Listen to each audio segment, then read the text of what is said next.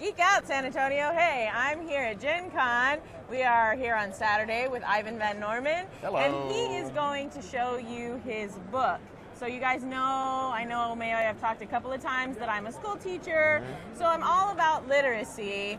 But I'm curious, what made you want to write a book about this? It's interesting. I was working on like a giant diatribe on how to play role-playing games for Geek and Sundry. It was like ended up being like a 24-page giant thing. It was supposed to be a simple way to get into role-playing games. And so I kept trying to cut it, like just make it thinner. And as a thought exercise, I was like, you know what? I'm just going to write the ABCs of RPGs. And it was a simple thought thing, and just brought it out. And when I submitted that plus, I decided I was just going to send him that as well too. So I gave him the whole diatribe, gave him the ABCs of RPGs. It was like, oh, okay, this looks really good, but let's talk about that ABCs of RPGs you did. That's really interesting. That was fantastic. He was like, yeah, you should do a book on that. And I was like, oh, that's it. Okay. So that started it, and then I went online to kind of see, like, okay, has that been done before? Because you always do your due diligence before you start any product. Right. Let's not steal other people's stuff. Right. And I looked around, and I was like, okay, there's a lot of children's book, but they're all Cthulhu. All Cthulhu, yeah. So like the big Clifford the Big Red God, and like the little Shoggoth, the very, very hungry Cthulhu Pitter. Yep. All I've of seen them. that. And I was like, that's great, but there's nothing for role playing games. Yeah, no. And you know, you look around at like dragons and all the fantasy stuff that we all love in our fandom. But there's not really a way to integrate it into kids. And even more so, there was a ton of role-playing games out there that are for kids. Little Wizards, Mermaids, No Thank You Evil.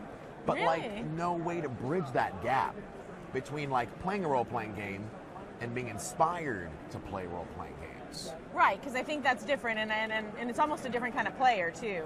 It's a player who becomes immersed. So when I was looking at some of this, and the nice thing about this is some of the artwork too helps the child to become immersed. It helps them with that step. Before they even play role-playing games, get them excited about it. Right. Get them excited about the idea of playing role-playing games. So that's where... Look, I is for imagination. Like how great, like how important is that, right? What's your favorite tale, you know? And, you know, J is for journey, or Q is for questing. It's time to pack our bags. Yeah. And these are just ways that get kids inspired to play role-playing games, so that when you're ready to sit your little adventure down at the table, you have already got them riled up and excited and ready to go. And they didn't even know that they were really learning the fundamentals. They were learning the fundamentals just by having you read with them. Just by having the fundamentals. And of course you're just getting them the ABCs as well too. So it's learning, it's inspiration, and it's just a way, as we say, it's a way for kids, it's a way for parents to bond with all of their tiny adventures. That's cute. So do you think having a little mini-me inspired you a little bit more? And that helped too, because my kid right now is 14 months old, and a part of me, before even getting into this, was like, okay, I'm going to go find all the fun, nerdy things that I want my son to be exposed to. And I was looking around, I was like, okay, that's cool. Man, there's not the book that I want that will be good for kids, that explores my role-playing game fandom that is so dear to me. Yeah, and I see a lot of little ones walking around here, and it would be just so easy to We're in third generations of gamers now, if you realize. Like, my parents could have been playing role-playing games in the 70s, right? And now I'm playing role-playing games as part of their generation, and now I'm making the next generation. Yeah. And they have a chance to play role-playing games, and a lot of them are already. Yeah, and we have so many more options available now, and they have so much access online and everything. Yep. You know, so this is just a great way to get them started. And then there's this little activity book. Yeah. Mazes, puzzles, and coloring. Yes, and who doesn't love to color? And cut out a little dragon mask. Yeah. You know, make little holes and cut out your dragon mask. Yeah, just walk around and pretend to be that dragon and pretend and be that part. Draw the legs on the frost giant. This big. Or like, what are the kobolds thinking about? You know? It's just... Too bad I ate that for lunch. No. Yeah. It's just so fun. And you know, that's super, super fun. The artist, Caleb Cleveland, he has 2 girls, and he's a role player, and he has that delightful nature that he can reference the things that we love. Right. And it makes sense. And, you know, you look you look at the lich and you're like, okay, that's not just, some guy's interpretation of a lich, that's a lich. Right. And, orcs and There's purple an orc worms. for sure, yeah. And, barbarians. And we even have some pages from Critical Role for people who are critters out there and like to show Critical Role. We did some connect the dots and some draw the tattoos and some, tiny baby animal matching games. That's actually really cute. Tiny little owlbear. Little chibi owlbear. Look at him. Tiny dragon. Tiny elementite and a rakshasa. Yeah.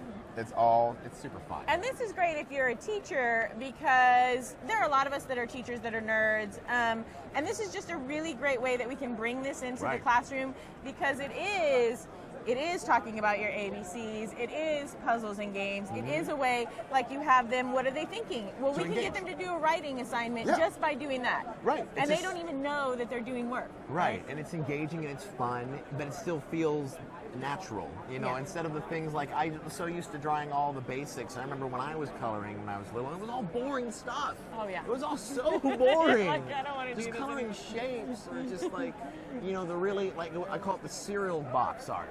Oh, yeah. Just like the cereal box art that was just so uninspiring. Yeah. You know what I mean? Now, if you want to be inspired to draw the dragon's flame breath, you've got pages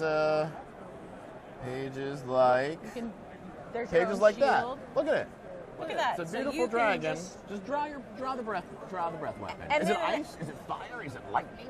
Yeah, and then as a teacher, all you have to do is get them to write a little descriptive about what is their dragon doing. Yeah, what's your dragon doing? And that could even be a science thing. What are they adapted to? What environment are they from? Like, you could bring so much stuff into this. It's just that easy. See, I wish I had you teaching me when I was little. I'd be even more nerdier than I am today. I am trying to mold a lot of super nerds out there.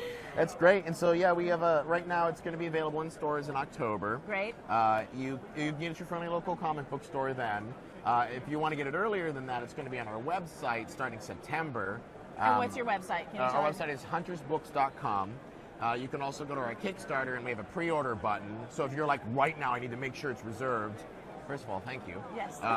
But just go to our Kickstarter. There's a pre-order button that'll take you to Backer Kit, which is where we're accepting pre-orders at the moment. And one more thing I wanted to talk to Ivan about is this lovely piece back here. So you guys have heard before, we're really good friends with Douglas Chadwick, and he is part of the Literacy Club. He is the Literacy Club out there in California. So he makes these little free libraries. He built this. He built our and tiny then the tavern. artist, Caleb, he did all the artwork on this and stained it and made it look like a tavern. It's a tavern. So this is going to travel with you guys, right? Yeah, it's going to come to cons with us. It's going to be filled up with books. But y'all are also contributing, I can't talk today, to the Literacy Club by giving them books to go across the country, so not only did backers have an option to donate books to the Literacy Club, we are also donating a certain amount to little free libraries everywhere. Perfect. It has a Library of Congress ID number on the book, so you can donate it to your local library and they actually can hold it.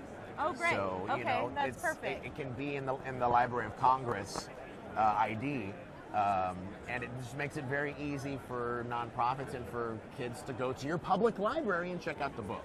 Yeah, so as you know, we're pretty soon we're going to be putting up our little free library in our neighborhood. So you are going to see this book unless somebody grabs it before you get there. And if they do, you can definitely go order your own, or you can look at it, share it with your kids, and then move it along. Share it forward, and share the literacy. And if you're a teacher, definitely share it with all the kids. Yep. And go check out the Literacy Club and help them out and support them in spreading literacy across the country and spreading nerdiness across the country as well. Reading, as we like to say, grab your welcome Guardians and Tiny Adventures ever. Grab your dice and let's read. That's a perfect line. Grab your dice and let's read. Well, thank you so much, Ivan. No worries. It was really nice to meet Thank you. I appreciate it. I'll see you guys later. Geek out, SA.